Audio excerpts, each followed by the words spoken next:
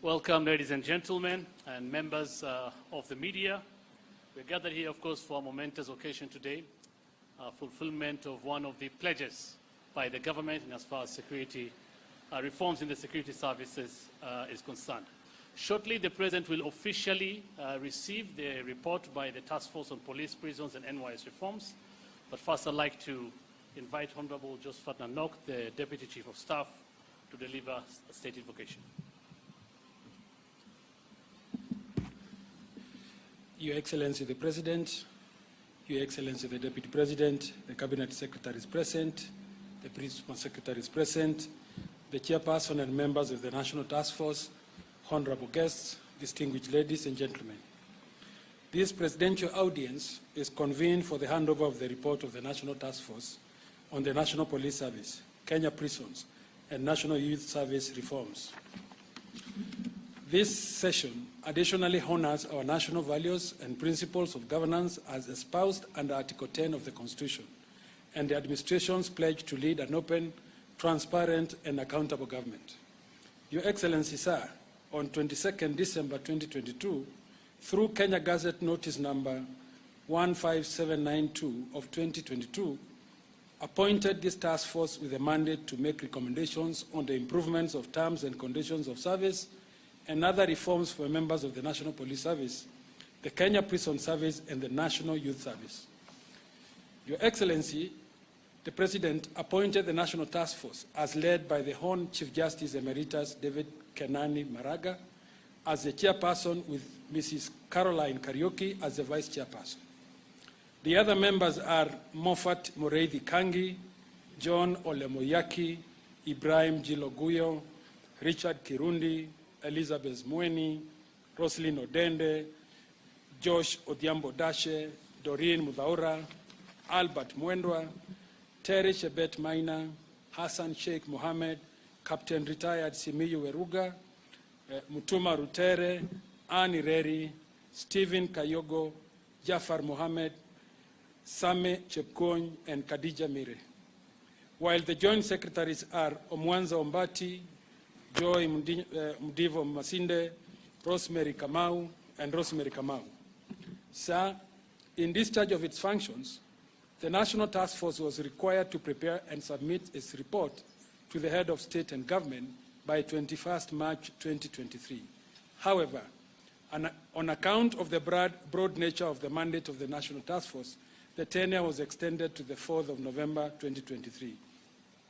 As part of the stakeholder consultations, Your Excellency the President, as the Commander-in-Chief of all the security organs, granted audience to the National Task Force on 4th October 2023, on which occasion Your Excellency received the Task Force interim recommendations. Your Excellency, sir, with the National Task Force having discharged its high responsibility, permit me, Your Excellency, to invite the chairperson of the tribunal, the Honorable Chief Justice Emeritus David Kenani Maraga, to highlight the findings of the tribunal and thereafter hand over the report of the tribunal to Your Excellency the President. Hon Chief Justice David Maraga, karibu, welcome, sir.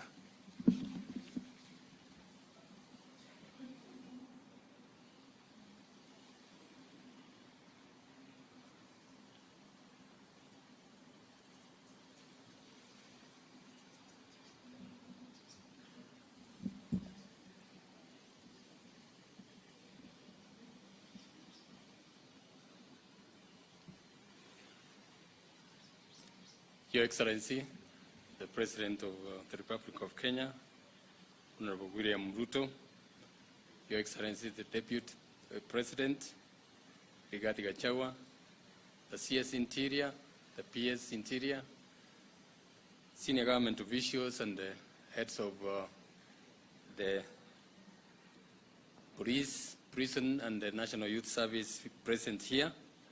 Ladies and gentlemen, good afternoon. On the 21st of December 2022, Your Excellency bestowed upon us the responsibility to look into the terms of service of the National Police Service, the Kenya Prison Service, and subsequently, the mandate of the task force was extended to cover the National Youth Service. 11 months later, I can report, Your Excellency, that the team that you tasked with this noble responsibility has delivered. On behalf of this team, I want to thank Your Excellency for the honor and the privilege that you gave us to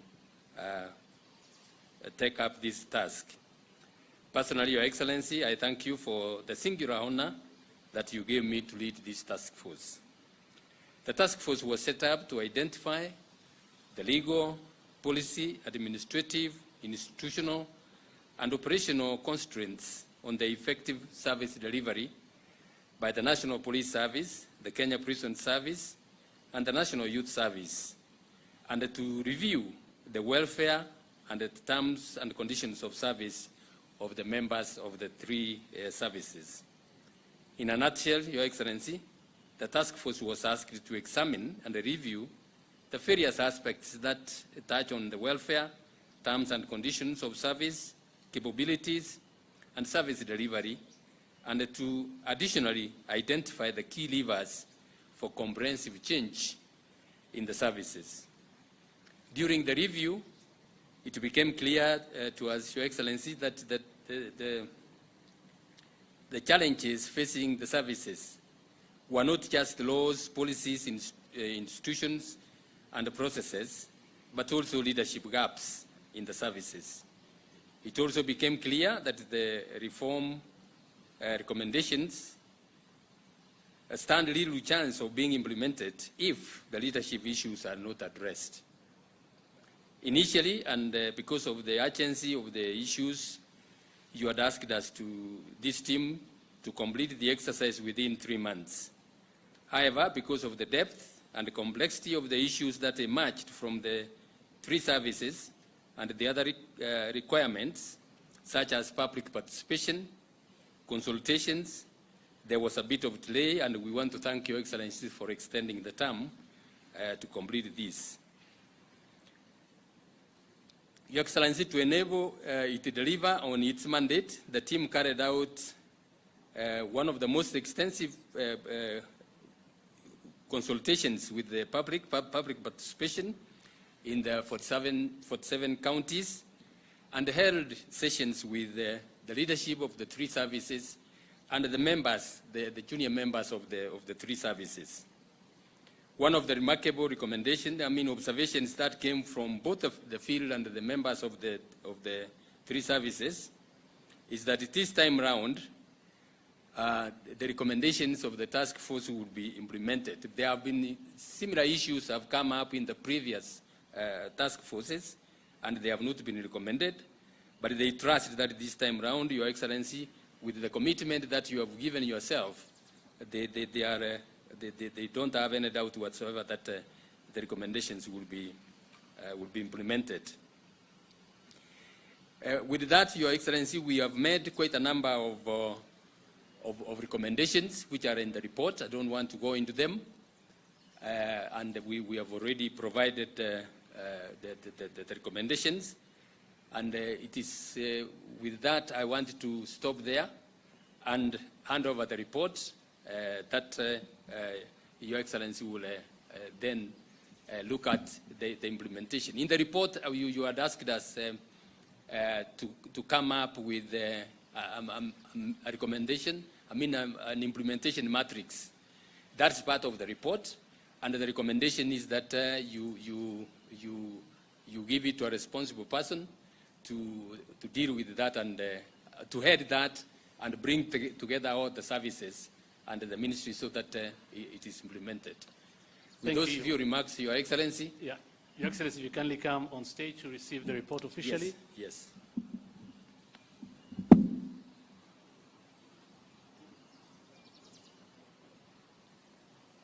For our guests, kindly have a seat.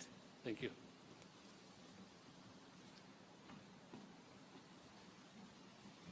With those remarks, Your Excellency, it is now my singular pleasure, on behalf of the task force that you set up, to hand over the report to you.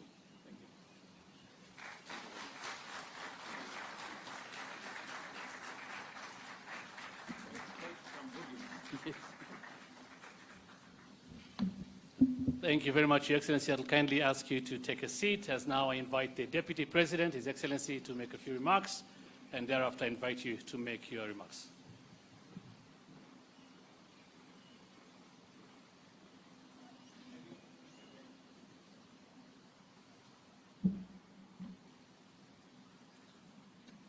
Your Excellency, the President of the Republic of Kenya and Commander-in-Chief of our Defense Forces, Dr. William Ruto, the Chairperson of the Task Force and members of the Task Force. Your Excellency, today is a great day and it's a big win for our officers in uniform. If Kenyans recall, on the campaign trail, Your Excellency, you did promise that if Kenyans gave you the money to lead this country, you would, on assuming office, initiate reforms to improve the terms and conditions of service for our officers in the National Police Service, the Kenya Prison Service, and the National Youth Service. The presentation of the report to you and the recommendations there too marks the beginning of the journey for police reforms and taking into consideration the improvement of welfare to create a better service for the people of Kenya. I would like to urge our officers across the country, when these recommendations are implemented and your terms of service and condition are improved, you must also give back to society by giving commensurate service. We want to see improvement in terms of the way you serve the people of Kenya. We want police officers to do away with corruption as a way of also appreciating the reforms that have been initiated by the President. Your Excellency, you have led by example in allowing the National Police Service to operate freely and independently. On assuming office, you did give the Inspector General of Police the functions of the accounting officer so that the police force, the police service remains independent. Your Excellency, it is on record that yourselves and the rest of us who serve under you have no control over the operations of the National Police Service. Even the Cabinet Secretary for Interior oversees the police service on policy matters, but they retain their operational independence. On that note, Your Excellency, it is also important that we commend the CS Interior and his PS and the National Police Service for the improved security situation in the country. For the last 1 year, Your Excellency, serious incidents of crime have not been reported, and crime has been controlled to what you call acceptable levels. The guns are silent in North Rift, in Northern Kenya, and other than petty crime, there is general improvement of the security situation in the country, and this, Your Excellency, has contributed to the upsurge of tourism in this country. As we speak, all hotels along the coast in Masai Mara and other tourist destinations are full as a result of improved security situation in the country. Again, the improved security situation in the country is responsible for the trooping of investors in this country, because investors will only come to a country that is secure and where they are guaranteed of their security and their investments. I therefore want to encourage Professor Kindiki and his team, as we approach the Christmas session, to be more vigilant and to make sure that the people of Kenya have an opportunity to enjoy their holidays with their families, and an atmosphere of investment continues to prevail so that we can attract foreign investors and other people from the world who want to come to this great country. With those very remarks, it is now my singular honor to request the President of the Republic of Kenya to come and address the nation. Mr. President.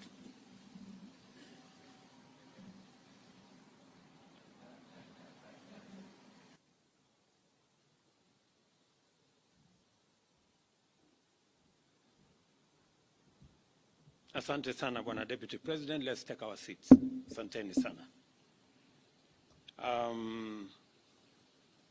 Mr. Deputy President, our CS Interior, PS Interior, the chair of this police reforms task force, your deputy and the members of the task force, including our members of the police service, the prison service, and the National Youth Service. Today, I am delighted to achieve a critical step towards one of the key commitments of the Kenya Kwanza administration. When I took the oath of office, I committed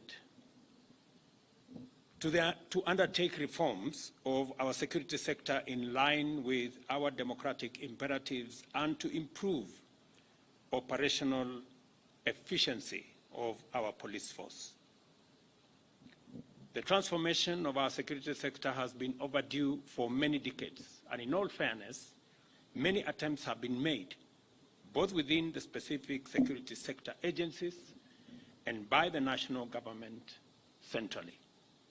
These efforts have, at best, produced only minimal positive change.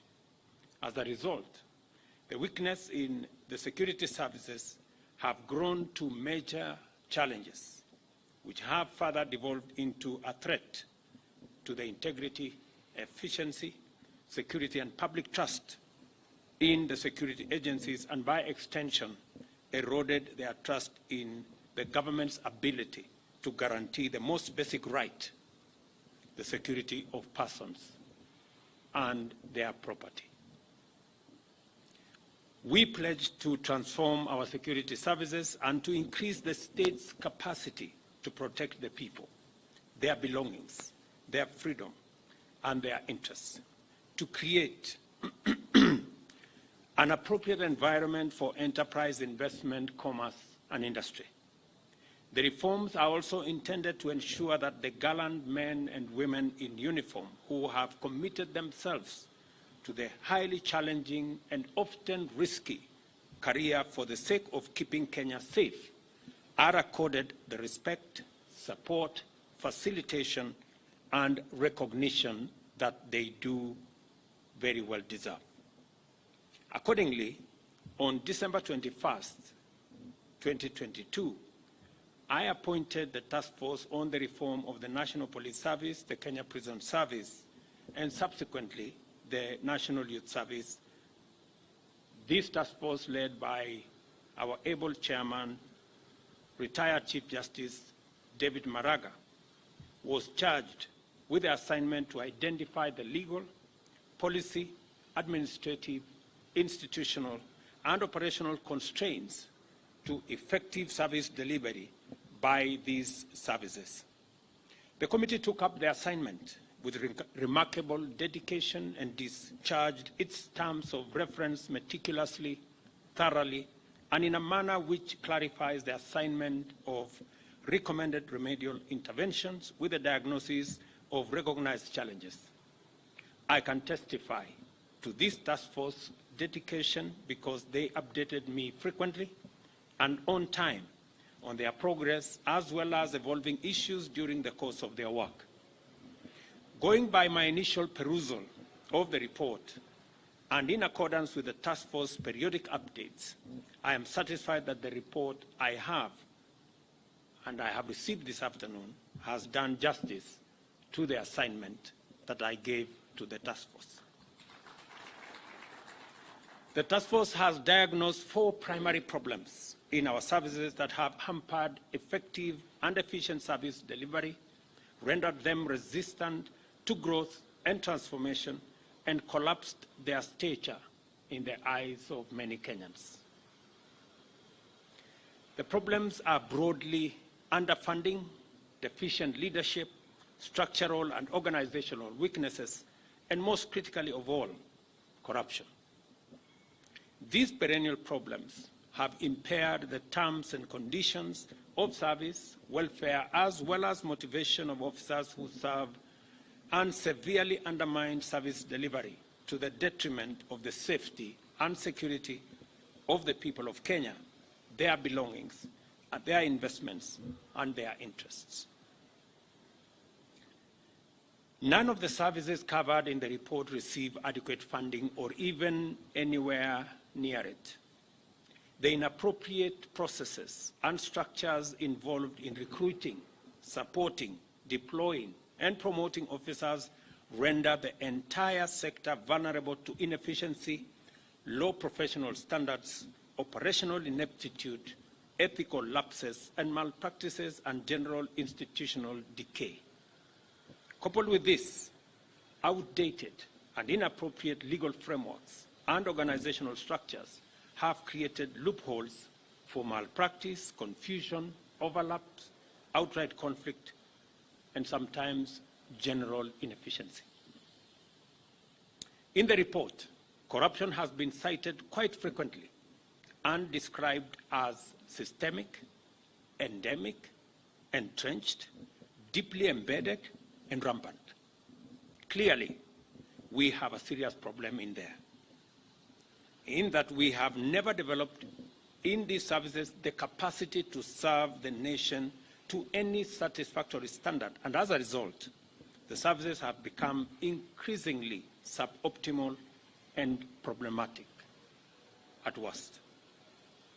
Our aim is not only to restore integrity, efficiency, and accountability by waging an anti-corruption campaign throughout government, and in this case, within the services. Our primary objective is to secure the transformation of this nation by instituting a professional, efficient, effective security sector which is defined by integrity, service, and accountability. We are therefore going to pay attention, and great attention at that, to the numerous well-considered recommendations made by the task force. Necessary changes to important instruments and measures, including policy, strategic, legislative, and operational frameworks, shall be implemented by the government in line with the recommendations made by the task force.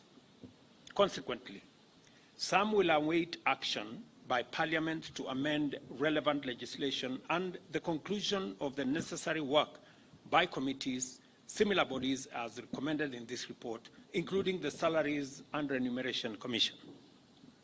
Those that are administrative will be implemented immediately.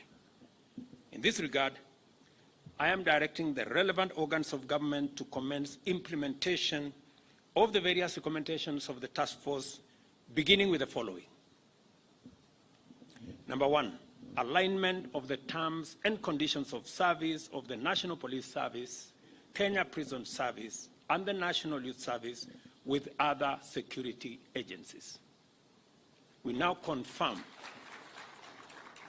that these three services are now moved to the security sector. Review the pay, living conditions, medical cover, housing, and other aspects of welfare for police of the service, and simply, let me repeat that, review the pay, living conditions, medical cover, housing, and other aspects of welfare for members of the services, and simply to do the right thing for these officers. I have seen the recommendation that has been made by the task force to enhance the salaries of our policemen, our National Youth Service, and our prison service by 40% over the next 3 years. I think it is a well-considered recommendation. We will now await the workings of the Salaries and Remuneration Commission to make the necessary adjustments so that we can implement this recommendation. We've also seen the recommendation of the career progression of our officers, so that there will be 2 categories of admission, one for constables and another for the cadet in all the 3 services. Again, this will give us the opportunity to grow appropriate leadership in all the 3 services. Number 4, review legislative and policy framework governing operations within the National Police Service, the Kenya Prison Service, the National Youth Service, to ensure better service to Kenyans, greater accountability, transparency, respect for the rule of law and integrity, and the subordination of these critical security services to civilian oversight and authority in line with our deepening democratic credentials. Institutionalize a long-term equipment modernization for all the 3 services. I am very clear in my mind, we are already undertaking the modernization of the police service equipment requirements. Then it will be followed by the Kenya Prison Service and the National Youth Service. We have already made provisions in the supplementary to enable the National Youth Service begin the journey to be the arm of government that will help us mobilize young people from the grassroots and to use their energy, talent, knowledge, and expertise to drive National Youth Service. Automate human resource and finance management procedures in the 3 services, including processes for recruitment, transfer, promotion, and payment of salaries and allowances. The recruitment and promotion of members of the police service will be made transparent, competitive, and merit-based. The entry qualifications for all services will be raised to align with the expected competencies of officers, but without losing sight of the imperative to implement affirmative action. Implement the human resource policy on transfer for all officers in the 3 services to ensure no officer serves for more than 3 years in the same county. These and other measures documented in the report of the task force shall be transmitted for consideration and effective action promptly and conclusively by all government agencies that will be required by these recommendations. These are commitments that must not wait one day longer than is absolutely necessary, because our officers deserve support and Kenyans are entitled to a security sector they can be proud of. I am pleased that discussions between the SRC, National Treasury, and the relevant MDAs have proposed an alignment of these packages across the entire security sector. I thank Mr. Justice Retired David Maraga and all the members of the task force for a thorough, meticulous, compiled, and clearly written report which effectively articulate the necessity and urgency of transformative changes to our national policing and other security services. Your contribution to our transformative agenda is appreciated, Mr. Chairman, and your team, and your place in Kenya's history of positive change is assured.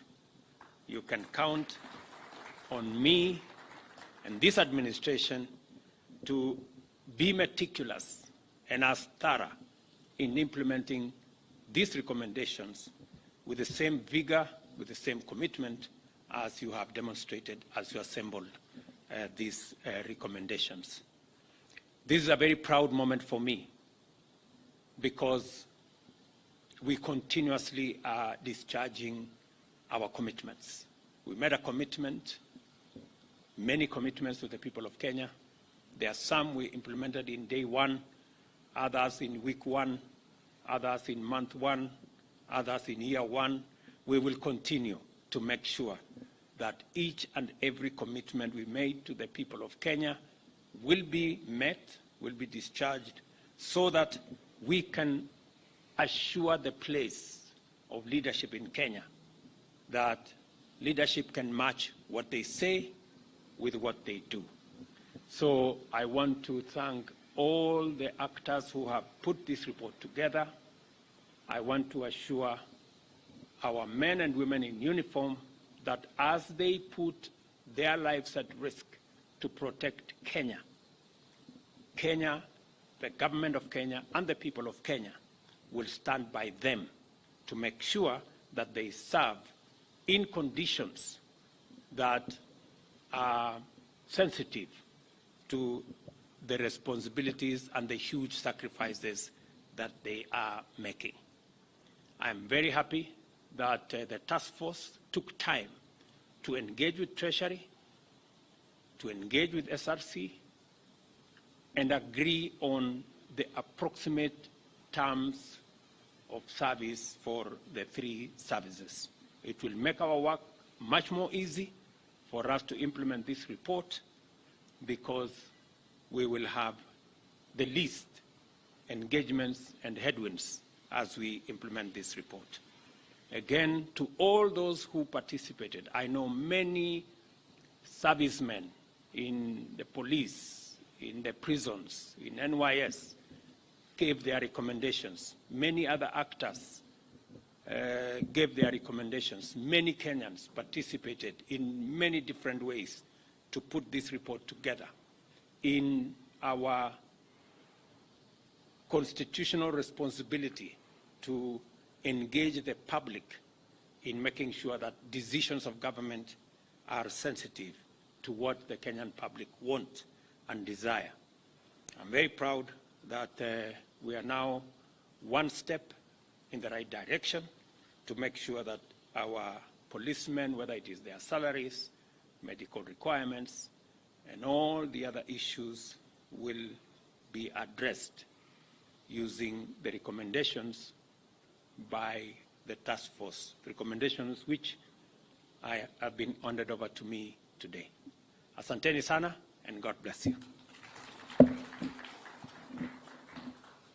Thank you, Your Excellency the President. Distinguished guests, ladies and gentlemen, that marks the end of this brief event. Thank you very much.